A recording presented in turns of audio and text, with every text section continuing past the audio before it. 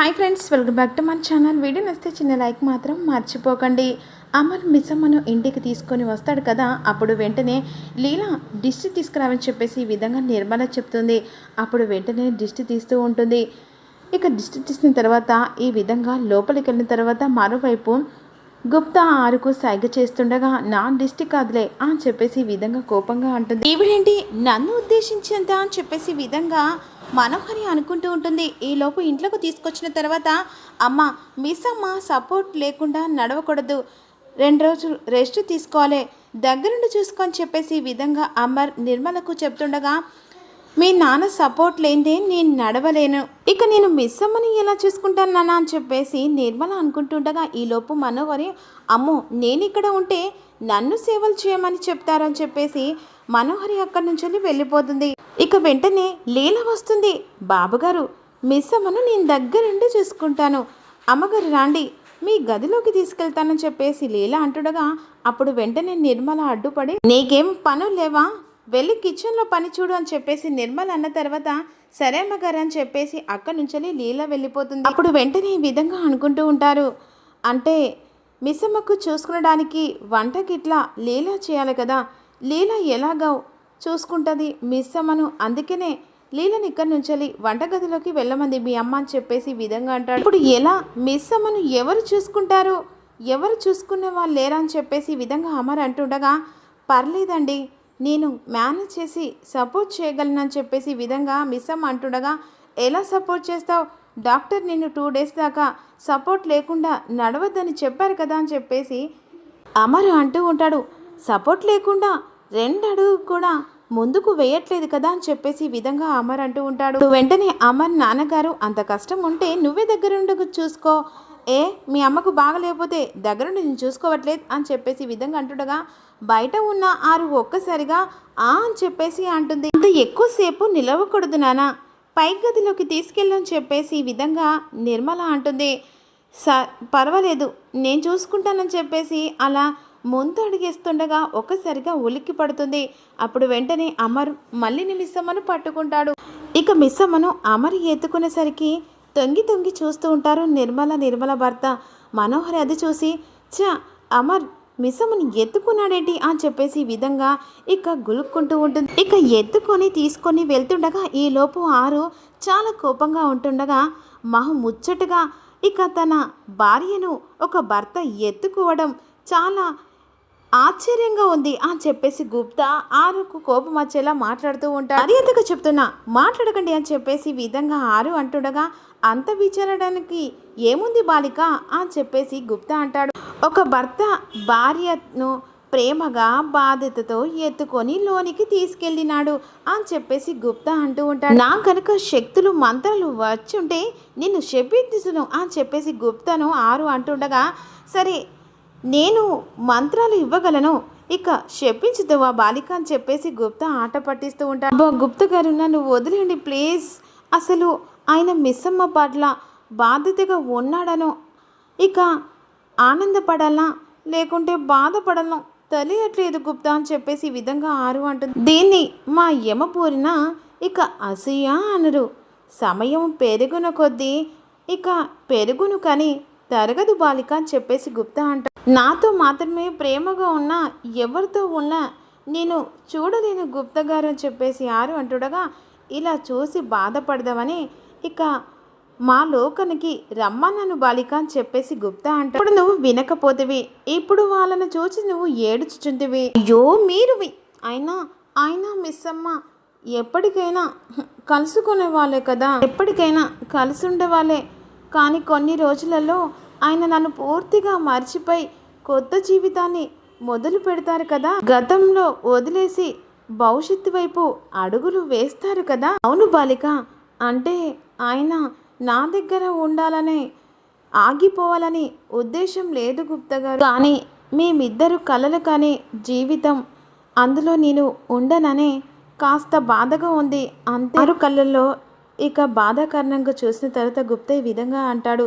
నువ్వు చెప్పింది నిజమే బాలిక, ఇక తను ఆ బాలికతో కొత్త జీవితం ప్రారంభించును, కానీ నిన్ను గతంన వదిలి భవిష్యత్తు వైపు తాను అడుగులు వెయ్యడు, కానీ నీవు అతని మనసులో ఎప్పటికీ కలకాలం ఉండిపోతావు బాలిక అని చెప్పేసి గుప్తా అంటాడు. నీవు ఆ మానవుడు రెండు వేరు వేరు కాదు బాలిక, రెండు దినములలో ఒకటే శరీరముగా ఉన్నది అని చెప్పేసి గుప్తా అంటాడు. త్వరలో ఇక ఒకటే శరీరం ఉండబోచున్నది అని చెప్పేసి ఆరుని ఒకవైపు మిస్సమ్మను ఒకవైపు చూపిస్తూ ఉంటారు. నీవు భూలోకంలో జీవించక ఉండపోవచ్చు, కానీ నీ పతిదేవి మనసులో ఎప్పటికీ ఇక కలకాలము ఉంటువు. చాలా థ్యాంక్స్ గుప్తా గారు. అయినా బాలిక వాళ్ళు ఏకాంత గదిలో ఏమి చేస్తున్నారో చూద్దామా అని చెప్పేసి గుప్తా అంటుండగా, అలా వెళ్ళకూడదు, వెళ్తే శిక్ష పడుతుంది పైలోకంలో అని మీరే చెప్పారు కదా అని చెప్పేసి గట్టిగా అరుస్తుంది గుప్తా పైన. అది అప్పుడు బాలిక, ఇప్పుడు కాదు, రమ్ము పోదము అని చెప్పేసి ఈ విధంగా గుప్తా అంటుండగా అప్పుడు వెంటనే గుప్తను తోసేస్తుంది. ఈలోపు అమరు మిస్సమ్మను ఎత్తుకొని తన రూమ్ దగ్గరికి తీసుకొని వస్తూ ఉంటాడు. వారు చూడలేక గుప్తకు ఈ విధంగా చెప్తూ ఉంటుంది. గుప్త కిటికీ వైపు అమర్ గది వైపు చూస్తూ ఉండగా అప్పుడు వెంటనే ఆరు ఈ విధంగా అంటుంది, ఇప్పుడు ఒకరి మీద ఒకరు పడిపోతారు చూడండి అని చెప్పేసి ఆరు చెప్తుంది గుప్తకు. నిజమే బాలిక అని చెప్పేసి గుప్తా అంటారు. అలా పడిన తర్వాత ఈయన సారీ చెప్తాడు చూడండి అని చెప్పేసి అంటుండగా అప్పుడు వెంటనే అమర్ మిస్సమ్మకు సారీ మిస్సమ్మ, స్లిప్ అయింది అని చెప్పేసి అంటుండగా, నిజమే బాలిక నువ్వు చెప్పింది అని చెప్పేసి గుప్తా అంటాడు. ఇక అలా సారీ అని చెప్పేసి లేచిన తర్వాత తాళిబొట్టు ఇరుక్కుందా? ఇరుక్కుంది బాలిక అని చెప్పేసి గుప్తా ఆరు చెప్పినట్టే కరెక్ట్గా ఇక్కడ జరుగుతూ ఉంటుంది. ఇప్పుడు ఆయన తాళి తీయడానికి ప్రయత్నిస్తూ ఉంటాడు. అప్పుడు ఇద్దరి మొహాలు టచ్ అవుతూ ఉంటాయి. నిజంగానే అమర్ ఆరు చెప్పినట్టుగా తాళి తీయడానికి ఇక నిజంగానే మొహాలు టచ్ అవుతాయి. అప్పుడు ఆరు బాధతో టచ్ అయ్యే గుప్తా అని చెప్పేసి అంటుండగా, అవును బాలిక నువ్వు చెప్పినట్టు ఇక్కడ జరుగుతున్నది అయినే బాలిక. అయ్యో ఇక నేను చెప్పడం ఎందుకు, మీరే చూడండి అని చెప్పేసి ఆరు బాధతో అంటుంది. ఉండండి నేను తీస్తానని చెప్పేసి ఇక ఒక సాంగ్ వస్తుంది. నువ్వని నీవు నీ వేరని చెప్పినా వినరా ఎప్పుడైనా, రెప్ప వెనకాల సత్యం ఇప్పుడెదురయ్యే సత్యం తెలిస్తే అడ్డుకోగలదా వేగం కొత్త బంగారు లోకం తెలిస్తే.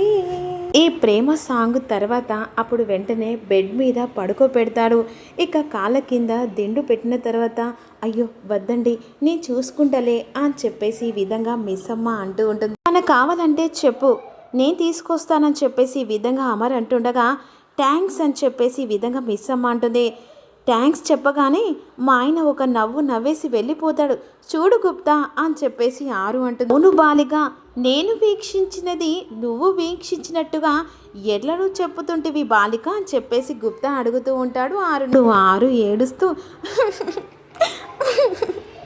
ఎక్స్పీరియన్స్ గుప్తా గారు ఎక్స్పీరియన్స్ అని చెప్పేసి ఏడ్చుకుంటూ చెప్తూ ఉంటుంది. లోపు చీకటి పడిపోతుంది కదా. అమర్ తండ్రి హాల్లో కూర్చొని లీలను పిలుస్తాడు. చెప్పండి అయ్యగారు మీ ఊరుకు ఆఖరి బస్సు ఎన్నింటికి ఉంది అంటే 8 గంటలు అని చెప్పేసి ఈ విధంగా లీలా అంటూ రాత్రిని అడుగుతాడు. అరగంటలో సార్ అని చెప్పేసి అంటుండగా, లీలా నువ్వు బట్టలు సర్దుకునడానికి ఎంత టైం పడుతుంది? ఎంత టైం సార్? 4 చీరలు 5 నిమిషాలలో సర్దుకుంటాను సార్. ఎందుకు బాబుగారు? Very nice. ఆ 4000 తీసుకొని 4 చీరలు సర్దుకొని మీ ఊరికి వెళ్ళిరా అని చెప్పేసి అమర్ నాన్నగారు లీలకు డబ్బులు ఇస్తే తన ఊరికి పంపిస్తాడు. వాళ్ళకు అర్థం కాక ఏం చేస్తున్నారండి అని చెప్పేసి అంటుండగా, మంచి పని చేస్తున్నా. ఏంటి లీలా ఇక్కడే ఉన్నావు, ఊరికి వెళ్ళవా? వెళ్తాను అయ్యగారు అని చెప్పేసి అంటుండగా, గుప్తా ఆరు ఏంటి మామ ఇలా చేస్తున్నాడని చెప్పేసి ఆలోచిస్తుంది. లీలా వెంటనే బట్టలు సర్దుకొని వస్తుంది. ఇక వెళ్తున్నాను అయ్యగారు అని చెప్పేసి అంటుండగా, జాగ్రత్త అని చెప్పేశారు. అదేంటండి అసలు నీకు బుర్ర ఏమన్నా చెడిపోయిందా? లీలను పంపిస్తే ఇంట్లో పని ఎవరు చేయాలి? పని పక్కన పెట్టండి, అసలు వంట ఎవరు చేయాలండి అని చెప్పేసి నిర్మల అంటుంది. పిల్లలు ఏం తింటారు?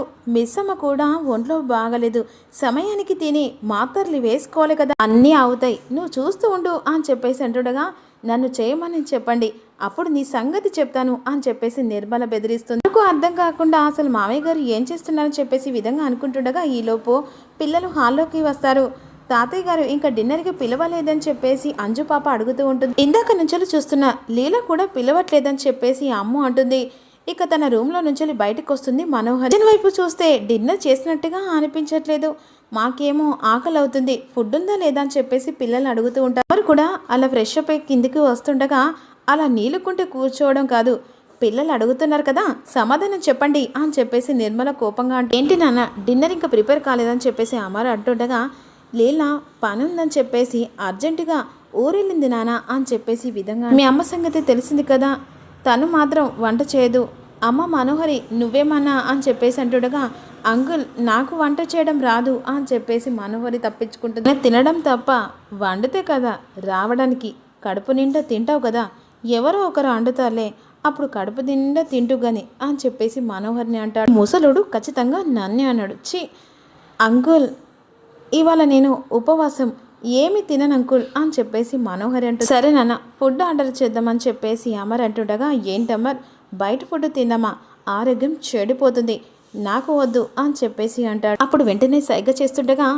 నిర్మల, అవును అమర్ బయట ఫుడ్డు అంత బాగోదు, అంతేకాదు మిస్సమ్మ కూడా ఒంట్లో బాగలేదు కదా, బయట ఫుడ్ వద్దులే అని చెప్పేసి అంటుండగా, సరే నేనే వంట చేస్తానని చెప్పేసి అమర్ అనేసరికి ఆరు షాక్ అయిపోతుంది. ఏంటి అమర్ వంట చేస్తాడా అని చెప్పేసి మనోహరి షాక్ అయిపోతుంది. మిస్సమ్మ కోసం ఆ మాత్రం వంట చేయకుంటే ఎలా మేడం, సార్ మీరు చేయండి సార్ అని చెప్పేసి రాదురు అంటాడు. మరి మిస్సమ్మకు ఏది నచ్చుతుందో అది చేయండి నాన్న అని చెప్పేసి అంటుండగా, నేను అందరికీ నచ్చింది చేయను, నాకు నచ్చిందే నేను చేస్తాను, తింటే తినచ్చు లేకుంటే లేదు అని చెప్పేసి కిచెన్ వైపు అమర్ వెళ్తాడు. కిచెన్లోకి వంట చేస్తుండగా ఆరు షాక్ అయిపోతుంది కదా. అప్పుడు వెంటనే గుప్త ఈ విధంగా పక్క నుండి అంటూ ఉంటారు, వంట అక్కడ చేస్తుంటే బగ్గుమని మంట ఇక్కడ వచ్చుచున్నది అని చెప్పేసి వెటకరంగా మాట్లాడతాడు. రాతురు వెళ్ళి మిస్సమ్మకు చెప్దాం పదా అని చెప్పేసి ఈ విధంగా మిస్సమ్మ గదిలోకి రాతురు అమర్ నాన్నగారు ఇక అమర్ వంట చేస్తాడని చెప్పేసి ఈ విధంగా చెప్పడానికి వెళ్తూ ఉంటాం. అమ్మ మిస్సమ్మ మావయ్య ఇక పర్వాలేదమ్మా, మావాడు వంట చేస్తున్నాడమ్మా. ఏంటి ఈయన వంట చేస్తున్నారా, మీరు చెప్పింది నేను విన్నది నిజమేనా మామయ్య, నిజమే అమ్మ, నీకు వంట చేసి తినబెడతాడమ్మా, అంత అదృష్టం నాకు లేదు మామయ్య, స్పూన్తో తింటా పిచ్చి, అసలు వాడు కలిపి తినబెడతా అని భర్త అలా సేవలు చేయడం ఎంత అదృష్టం అని చెప్పేసి అంటాడు. నువ్వేం మాట్లాడకు, వాడు వంట చేసి ప్లేట్లో తీసుకొచ్చి నీకు అన్నం తినబెడతాడు, ఇక నువ్వు ఏం మాట్లాడకుండా తినాలని చెప్పేసి ఈ విధంగా చెప్తుండగా ఇక ఆ మాట విని మిస్సమ్మ షాక్ అయిపోతుంది. ఆయన ఇప్పటికే నా వల్ల ఇబ్బంది పడుతున్నాడు పాపం, ఇక మామయ్య వల్ల చాలా ఇబ్బంది పడుతున్నాడు, హాస్పిటల్ దగ్గర నుంచి ఇంటి దగ్గరికి వచ్చేదాకా ఎలా టేక్ కేర్గా ఇక జాగ్రత్తగా చూసుకునేదంతా గుర్తు చేసుకుంటూ ఉంటుంది. ఏంటి మిస్సమ్మ పిచ్చి పట్టిందా, ఆ మనిషి నీకు సేవలు చేస్తున్నాడని చెప్పేసి చాలా మురిసిపోయి అతని గురించి చాలా ఆలోచిస్తున్నావేంటి, నెక్స్ట్ సెకండే నేను ఎలా పంపించాలని ఆలోచిస్తూ ఉంటాడు. ఇక ఎక్స్పెక్ట్ చేయకని చెప్పేసి మిస్సమ్మ అనుకుంటూ ఉంటుంది. ఈలోపు వంట చేసి ఇక డైనింగ్ టేబుల్ దగ్గర సర్దుతాడు. అనవసరంగా ఉపవాసం అని చెప్పాను అని చెప్పేసి మనోహరి అనుకుంటుండగా అప్పుడు వెంటనే అమర్ అడుగుతాడు, ఏంటి మనోహరి రాలేదని చెప్పేసి అడుగుతూ ఉంటాడు. మనోహరి అని చెప్పేసి పిలుస్తుండగా, ఆ నాన్న తను ఉపవాసం అని చెప్పింది, సరే అని చెప్పేసి ఎందుకు పిలవలేదు, అవును కదా సరే మీరు కూర్చోండి అని చెప్పేసి ఈ విధంగా అమర్ చేసిన వంట రుచి చూస్తారు.